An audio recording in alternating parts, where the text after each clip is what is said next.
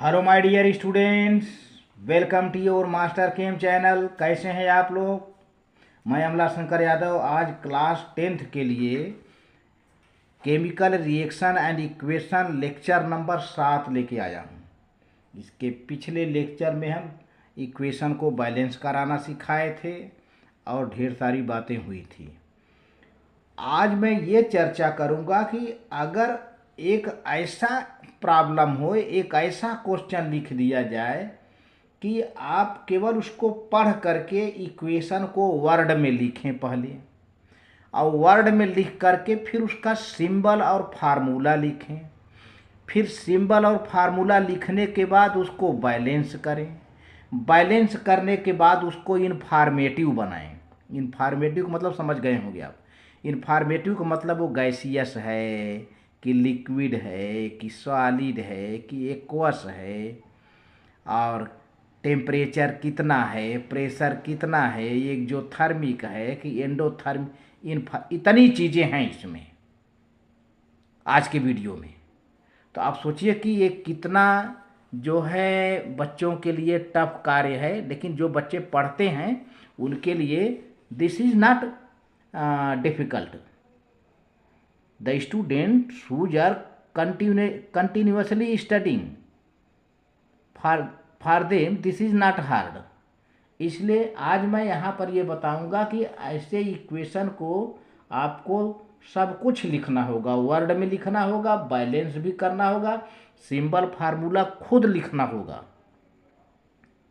यहाँ पे कुछ भी आपको बताया नहीं जाएगा, केवल इतना लिखा जाएगा कि कौन सा रिएक्शन हो रहा है, कौन जल रहा है, किसकी उपस्थिति में जल रहा है, क्या रिएक्शन हो रही है, यही बात बताई जाएगी। तो इसके लिए 3-4 स्टेप की ज़रूरत है। 3-4 स्टेप की ज़रूरत है, वो स्टेप को आपको लिखना होगा पहले, तब आगे आप प्रोसीड हों। तो देखिए आप following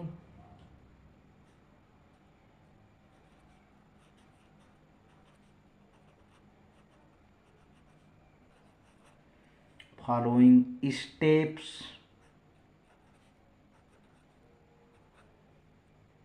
are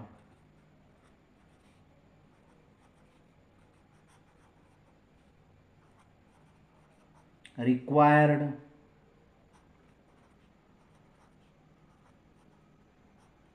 to write equations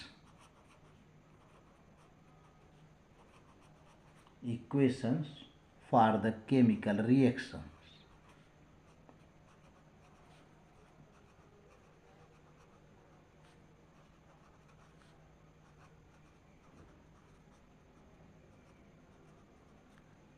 कौन कौन स्टेप है बेटा। स्टेप नंबर 1, इसमें क्या आपसे बताई जा रही है कि सबसे पहले कुछ भी दिया जाए उस इक्वेशन को आप जो है वर्ड में लिखिए। Write down chemical reactions,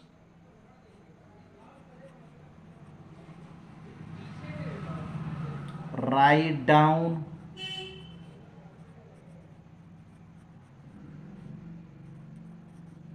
chemical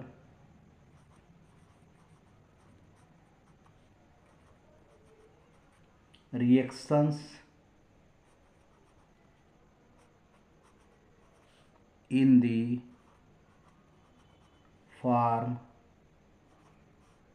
of A। अब यहाँ पर थोड़ा मैं कलर चेंज कर देना ताकि आपको याद रहे। आ वर्ड इक्वेशन किस में लिखोगे बेटा।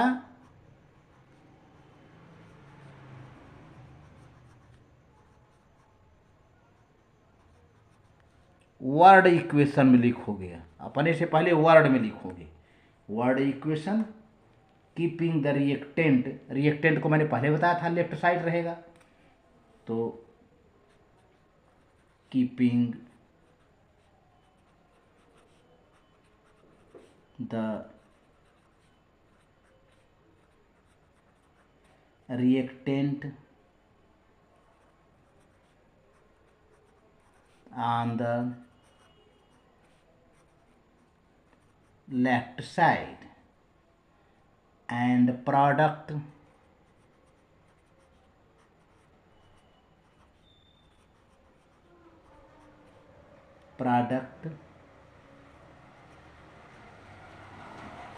on the right side. ये है। आप इक्वेशन को पूरी तरह से वर्ड में लिखेंगे और रिएक्टेंट को लेफ्ट साइड में, प्रोडक्ट को राइट साइड में लिखेंगे। ये पहला स्टेप का वर्क है। अब स्टेप दूसरे में क्या करेंगे आप, एक स्टेप दूसरे में बेटा जो आपने लिखा है वर्ड में, अब उस वर्ड को हटाकर उसका सिंबल लिखिए। फार्मूला हो तो फार्मूला लिखिए, सिंबल हो तो सिंबल लिखिए, जो जैसा हो वैसा लिखिए। तो इसमें यही बताया जा रहा है, put the symbols, put the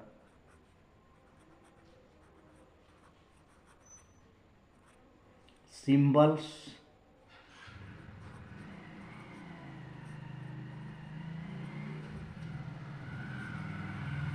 and formulae of all the reactants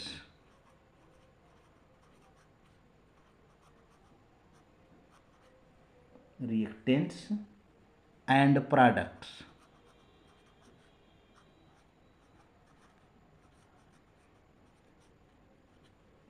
products in the word equation, in the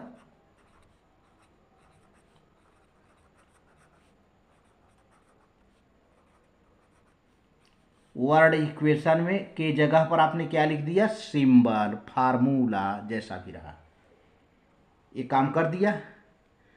अब देखना है कि सिंबल फार्मूला रखने के बाद क्या वह रिएक्शन बैलेंस है, और अगर नहीं है तो आप बैलेंस करिए उसे। बैलेंस करने के लिए एक जो है आप अपने से उस हिसाब से जैसा कंडीशन हो, जितना कम पड़ रहा है मल्टीप्लाई करके, एक नंबर हो उस नंबर से मल्टीप्लाई करके आप बैलेंस कर लीजिए। कभी कभी 2 से मल्टीप्लाई करना पड़ता है, कभी कभी 3 से मल्टीप्लाई करना पड़ता है। ये इक्वेशन को देख के पता चलेगा कि कैसा नंबर, पर्टिकुलर नंबर आपको चूज करना पड़ेगा। तो तीसरा स्टेप देखो बेटा, तीसरे स्टेप में क्या है कि balance the equation,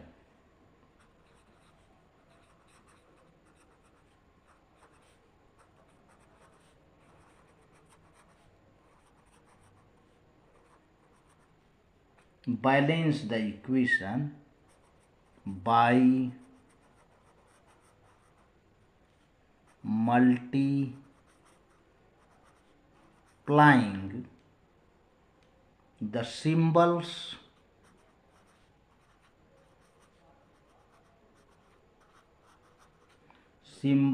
and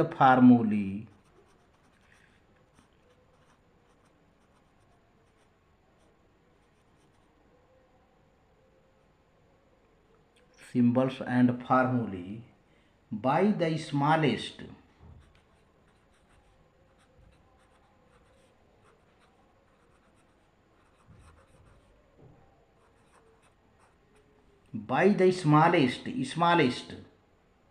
possible figures, possible number या figure, possible numbers। ठीक है। अब जो सारा काम आपका हो गया, आपने इक्वेशन लिखा वर्ड में, सिंबल फार्मूले लिखा, इसके बाद फिर बैलेंस कर दिया। लेकिन अभी ज़रूरत पड़े तो, वैसे ज़रूरत पड़ ही जाती है, तो आपको इक्वेशन को इन्फॉर्मेटिव बना देना है। इन्फॉर्मेटिव माने कि कौन सा गैसियस स्टेट में है, कौन सा लिक्विड स्टेट में है, कौन सा एक्वस स्टेट में है, ये कौन सा सॉलिड स्टेट में है, ये और क्या एक्जोथर्मिक है कि एंडोथर्मिक है, क्या टेम्परेचर, प्रेशर, कैटलिस्ट का इस्तेमाल हुआ है। तो ये सब इन्फॉर्मेशन होता है। तो इसको लिख देने पर इक्वेशन पूरी तरह से इन्फॉर्मेटिव हो जाता है। इक्वेशन की पूरी सूचना हमें मिलने लगती है कि ऐसे ऐसे हुआ और ये बना, ये गैसियस है, ये सॉलिड है, ये एक्वस है, तो एक्जोथर्मिक है, तो इंडोथर्मिक है। तमाम ढेर सारी जानकारियाँ इस इक्वेशन को देख करके मिल जाता है। तो क्या कहते हैं, right the balanced equation for, ये क्या कहते हैं, sorry, if possible make the equation informative. तो इफ, यहाँ पे है if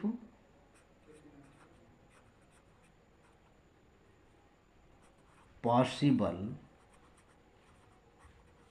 make the equation more informative, more in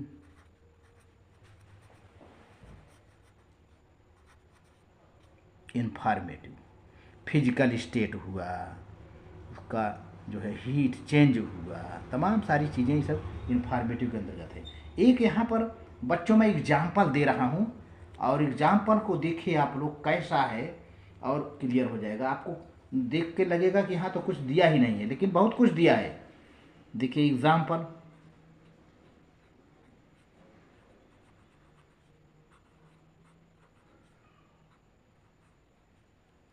अब देखिए पढ़ते जाइए क्या दे रहा है। Write the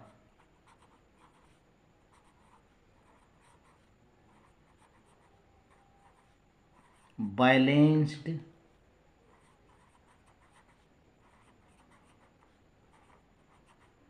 equation for the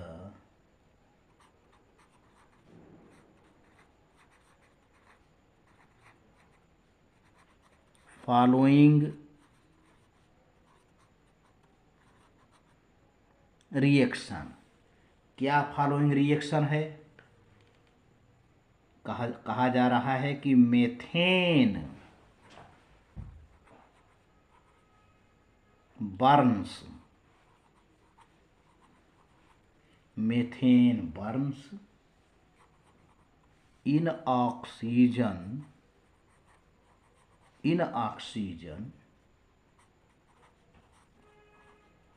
to form carbon dioxide and water. ये है बेटा, कहीं आपको कोई फार्मूला नहीं दिख रहा है, कहीं आपको किसी का न मेथेन का फार्मूला दिख रहा है, न कार्बन डाइऑक्साइड का फार्मूला दिख रहा है, न वाटर का फार्मूला। केवल बताया जा रहा है कि मेथेन की बर्निंग होती है, मेथेन का कंबस्चन होता है ऑक्सीजन के प्रेजेंस में, और कार्बन डाइऑक्साइड वाटर बनता है। अब बताइए, अभी पूरे इक्वेशन को आपको लिखना होगा वर्ड में। वर्ड में लिखने के बाद सिंबल फार्मूला लिखना होगा, फिर इसको बैलेंस करना होगा, इसके बाद उसको इन्फॉर्मेटिव बनाना होगा।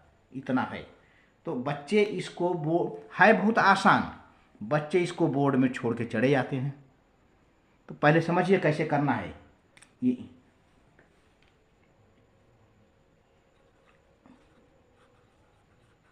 अब यहाँ से आपका क्वेश्चन का सलूशन स्टार्ट हो जाता है। तो सबसे पहले हम इस इक्वेशन को हम वर्ड में लिख लेते हैं। तो मैं लिख देता हूं यहां पर, first right this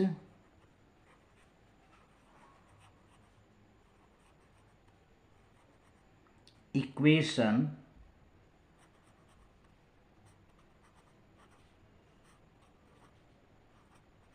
in the form of word equation,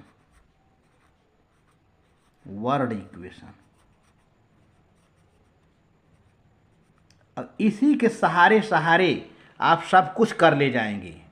पहले वर्ड में लिखा, सिंबल फार्मूला दिया, फिर बैलेंस किया, आपका काम पूरा। तो पहले वर्ड में लिखिए, यहाँ लिख क्या, किसका बर्निंग हो रहा है, मीथेन का। तो बेटा लिख लो मीथेन पहले।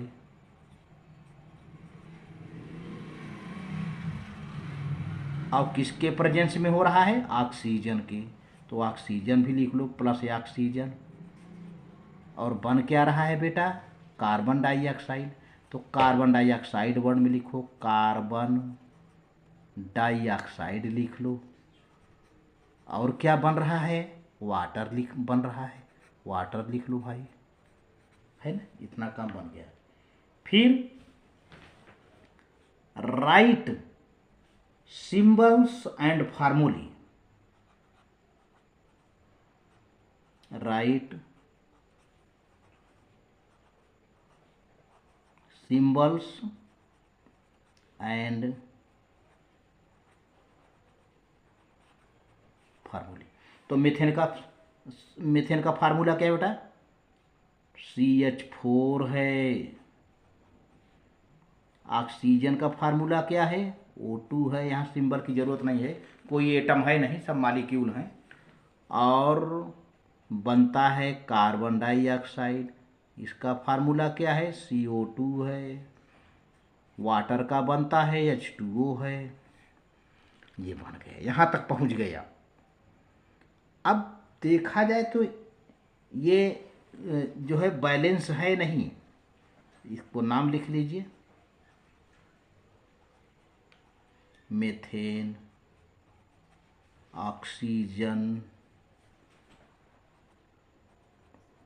कार्बन डाई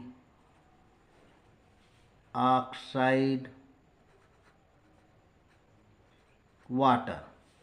अब ये देखा जाए तो ये बैलेंस नहीं है। कैसे, कार्बन को दिखा दो, एक है। हाइड्रोजन को दिखा दो बेटा, 4 है। ऑक्सीजन को दिखा दो तो 2 है।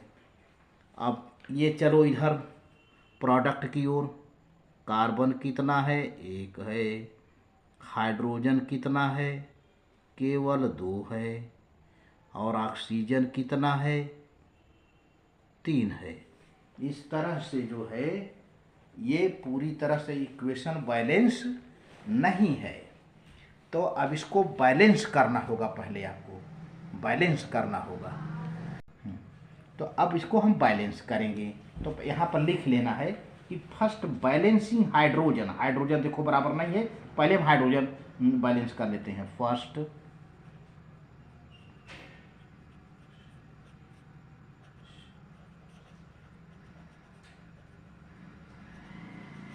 Balancing hydrogen in product,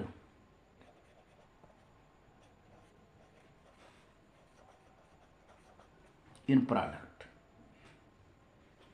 by multiplying by 2 in water, by multiplying by 2 in H2O। Product में H2O है ना, उससे मल्टीप्लाई कर दो 2 से, तो हाइड्रोजन तो बैलेंस हो जाएगा। चलिए करते हैं। यहाँ पर लिख लो CH4 जैसे लिखा था, यहाँ लिख लो O2, और यहाँ बना है CO2। अब नाम बार बार नहीं लिखेंगे, मीथेन ऑक्सीजन एक बार लिख दिया, आप जानते रहो क्योंकि बैलेंस करने की बात है। यहाँ पर लिखा हुआ है H2O, है ना। तो यहाँ पे देखो 4 हाइड्रोजन है बेटा, दिख रहा है। अब यहाँ पे 2 ही हाइड्रोजन है। ऐसा काम करो, ये यहाँ मल्टीप्लाई कर दिया। अब 2 2 जा 4, 4 हाइड्रोजन हो गया। तो हाइड्रोजन तो बैलेंस हुआ, लेकिन ऑक्सीजन बैलेंस नहीं हुआ है। चेक कर लेते हैं फिर से। कार्बन 1, हाइड्रोजन 4, और ऑक्सीजन कितना है, 2। अब इधर कितना हो गया, कार्बन 1, हाइड्रोजन 2 2 जा 4, 4 हो गया। ऑक्सीजन देखो बेटा, 2 और 2 4 हो गया ऑक्सीजन। अब ऑक्सीजन बैलेंस हो जाए, कार्बन तो बैलेंस है, हाइड्रोजन बैलेंस है, ऑक्सीजन नहीं बैलेंस है। रिएक्टेंट में ऑक्सीजन कम पड़ रहा है, 2 ही है ना। अगर यहाँ 2 से हम मल्टीप्लाई कर दें तो बराबर हो जाएगा। तो क्या करते हैं कि ऑक्सीजन को बैलेंस कर लेते हैं। यहाँ पर ऑक्सीजन को बैलेंस करने के लिए जो रिएक्टेंट में है ऑक्सीजन, उसको 2 से हम मल्टीप्लाई कर देते हैं। तो बैलेंसिंग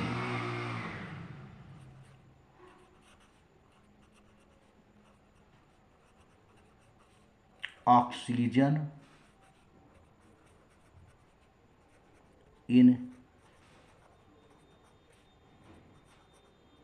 रिएक्टेंट मल्टीप्लाई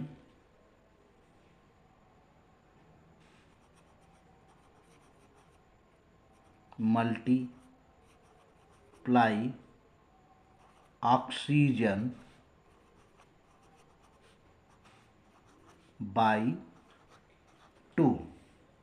तो अब कर दो बेटा, ये CH4 लिखो, ये ऑक्सीजन लिखो, और यहाँ पर CO2 है, और यहाँ पर 2H2O कर दिया था पहले से। अब देखो यहाँ पे 4 ऑक्सीजन है, हम प्रोडक्ट की बात कर रहे हैं। 2 यहाँ ऑक्सीजन है और 2 यहाँ पर, 4 हो गया, लेकिन यहाँ पर 2 ही ऑक्सीजन दिख रहा है। तो एक काम करो, यहाँ से 2 पर मल्टीप्लाई कर दो, हो गया। तो अब चेक कर लो कितना, ये कार्बन है आपका, कार्बन है 1, हाइड्रोजन है 4, ऑक्सीजन है 4, कार्बन है 1, हाइड्रोजन है 4, ऑक्सीजन है 4। ये इक्वेशन क्या है? बैलेंस्ड इक्वेशन है। तब it is balanced, it is balanced equation. ठीक है बेटा, लेकिन अब सारा काम आपने कर लिया है, अब इन्फॉर्मेटिव नहीं किया है कि कैसा है। तो आप देखो बेटा, किसी चीज़ का बर्निंग होता है या कंबस्चन होता है तो सीधी सी बात है, आपको याद करने की ज़रूरत नहीं है। अगर कोई चीज़ जल रहा है, कंबस्चन हो रहा है, बर्निंग हो रही है, तो हीट निकलेगी ना। रिएक्शन कैसा हुआ? एक्जोथर्मिक। Very good, exothermic. अच्छा, अब मेथेन है, चूँकि सबसे कम कार्बन का है, सबसे कम कार्बन का मेथेन गैसियस होता है। ऑक्सीजन भी गैसियस होगा, कार्बन डाइऑक्साइड निकलेगा गैस है। क्योंकि कंबस्चन के दौरान वाटर बन रहा है, तो यहाँ पर बेटा गड़बड़ी मत करो, इसे लिक्विड मत लिखो, क्योंकि जो वाटर निकलेगा वो वेपर के रूप में निकलेगा। वेपर वेपर वेपर, तो इसको भी जी लिख देना, गैसियस। क्योंकि बहुत बड़ी मिस्टेक देखने को मिलती है। When methane burns in the presence of oxygen, carbon dioxide is produced along with evolution of water vapor। ये लिक्विड में नहीं लिखना, ठीक है। तो making in equation informative, making informative the equation, ऐसे लिखो, making the equation more informative. More informative, भाई सूचना मिले ना कि क्या क्या बना, मोर इन्फॉर्मेटिव। चलो अब फिर वही इक्वेशन नोट कर लिया जाए। CH4O2 और 2O2 है, इसके बाद कार्बन डाइऑक्साइड बन गया और बन गया वाटर। तो देखो बेटा, मेथेन है, गैसियस है, ऑक्सीजन भी क्या है? गैसियस है। कार्बन डाइऑक्साइड क्या होगा? गैसियस होगा। वाटर वेपर भी गैसियस होगा। काउंट ये करता है, इसलिए मैं इसको ज़्यादा हाईलाइट कर रहा हूँ।